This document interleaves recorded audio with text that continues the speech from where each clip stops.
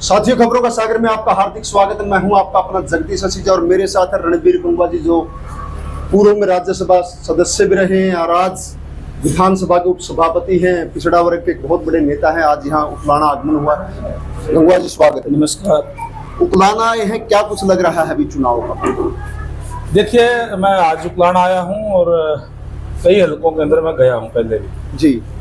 आज जिस तरीके से अभी आपने देखा, मतलब बहने गांव में मैं है और मेरे ख्याल से 47 डिग्री तापमान होगा जी। और इस 47 डिग्री तापमान में जहाँ टेंट के नीचे डायरेक्ट गर्मी लगती है, वहाँ हमारी माताएं बहनें भी बड़ी संख्या में, हमारे मौजूद लोग, गांव के सरपंच, एक्स सरपंच, नंबरदार से बैठे हुए हैं। तो ये अपने आप में बताता है कि किस तरीके से भारतीय जनता पार्टी के पक्ष में लोग आज जुड़ रहे हैं और मतदान करेंगे। मैं समझता हूं कि ये चुनाव हम रिकॉर्ड तोड़ मतों से जो हम जीतेंगे। पिछली बार हिसार लोकसभा से 3,17,000 से हम जीते थे जी। इस बार हम 4 लाख पार भी हम इस चुनाव में हम कर सकते हैं। उकलाना विधानसभा से भी हम अच्छे वोटों से चुनाव ये जीतेंगे। एक बात करूं तो पिछड़ा वर्ग की हिसार लोकसभा में अपना एक महत्व रखता है, उसको किस तरीके से देख रही है? देखिए, वैसे तो भारतीय जनता पार्टी ने हर वर्ग के लिए कार्य किए हैं। भारतीय जनता पार्टी को जात पात में विश्वास नहीं रखती और हर वर्ग के लिए कार्य किए हैं। जहाँ तक पिछड़ा वर्ग की बात है, पिछड़ा वर्ग को अगर किसी ने सम्मान सबसे ज्यादा दिया तो भारतीय जनता पार्टी ने दिया। आपने देखा होगा कि पिछले दिनों जो एक पंचायती राज के अंदर 8% आरक्षण देने का काम किया, जहां हमारे रोहतक, झज्जर, सोनीपत, करनाल, यमुनानगर, कैथल, जींद इस साइड को सरपंच बनते नहीं थे, क्योंकि हिसार, सिरसा, फतेहाबाद तो फिर भी जो लोग संपन्न लोग हैं बैकवर्ड क्लास के भी, और BCA को स्पेशल एक जो आरक्षण दे करके और उनका एक आगे लाने का काम जो किया है जी। वहीं नगर निगम में, नगर परिषद और नगर पालिका में भी चेयरमैन का पद भी और MC उसमें BCA को आरक्षण जो 8% दिया गया है, निश्चित रूप से अपने आप को गौरवान्वित महसूस करते हैं जब एक मुख्य धारा के अंदर आदमी जुड़ता है तो। और सबसे बड़ी बात ये कि 10 साल तक भूपेंद्र सिंह हुड्डा की सरकार इस प्रदेश के अंदर रही। आपने पिछड़ा वर्ग की बात की, पिछड़ा वर्ग में भी 2 कैटेगरी है।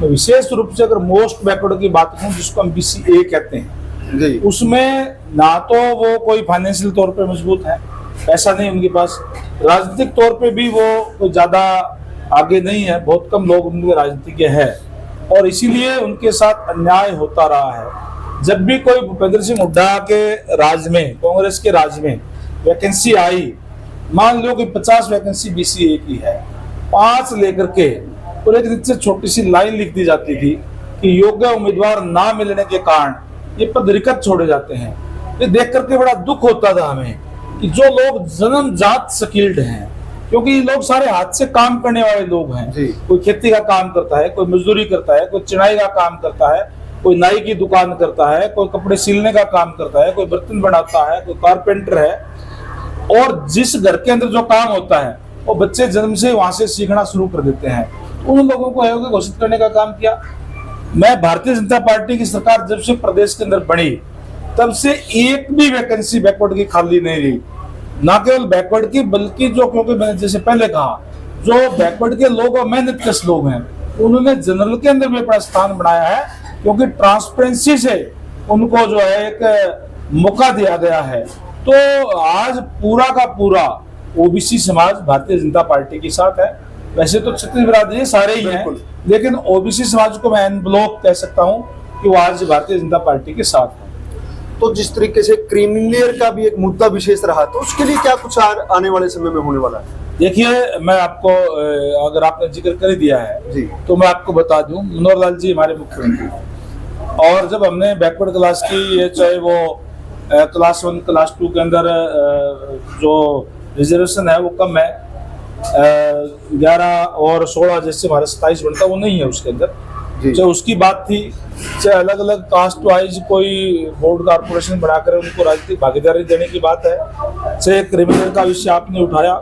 इन तमाम मुद्दों के लिए माननीय मनोहर लाल जी ने, हम जो बैकवर्ड क्लास के जो लोग हैं, OBC के जो है, उन लोगों की एक कमेटी बनाई थी, जिसमें हमारे प्रदेश अध्यक्ष रणदेव कंबोज जी भी थे, हमारे नायब सैनी जी उस टाइम MP थे वो भी, और मैं भी उसमें था, और राव अभय सिंह जी भी उसके अंदर थे जो आजकल मंत्री है जी, और मदन चौहान हमारे जो मेयर है यमुना के वो भी थे, और ओम प्रकाश यादव जी वो भी थे। यानी कई लोगों की हमारी कमेटी बनाएगी और उन्होंने कहा कि आप लोग चर्चा करें लोगों से, और जो लोगों की दिक्कत परेशानी है, क्या डिमांड है, क्योंकि पार्टी ये मानती है कि OBC जो है हमारा सबसे मजबूत जो है पिलर है भारतीय जनता पार्टी का, तो उनकी समस्याएं जो पूरी होने वाली है उसको हम करेंगे। हमने 2-3-4 मीटिंगें की, नायब सैनी जी के घर पे भी की, मेरे घर पे भी चंडीगढ़ जो है मीटिंग हुई, हमने रोहतक के अंदर भी मीटिंग की, और हमने वो बिंदु तैयार किए। इस बात पे डिस्कस हम माननीय मुख्यमंत्री मोदी से करेंगे, और उसके बाद में इन बिटवीन नायब सैनी जी को प्रदेश की कमांड दे दी गई, प्रदेश अध्यक्ष बना दिया गया, उनके कार्यक्रम शुरू हो गए।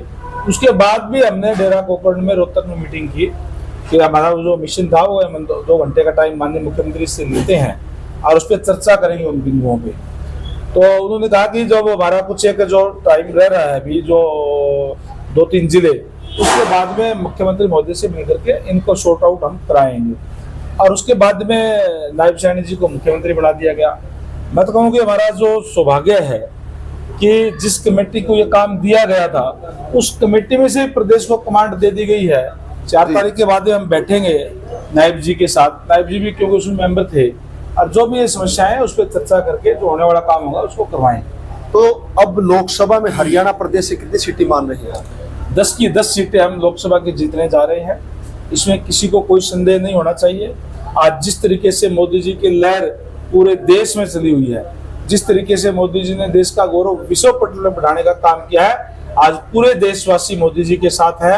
मैं निश्चित तौर पर आज कह सकता हूं कि हम 10 की 10 सीटें जो है लोकसभा की जीतने जा रहे हैं, और 11वीं विधानसभा की हम जो है जीतेंगे, 11 कमल हरियाणा के अंदर खिलाएंगे।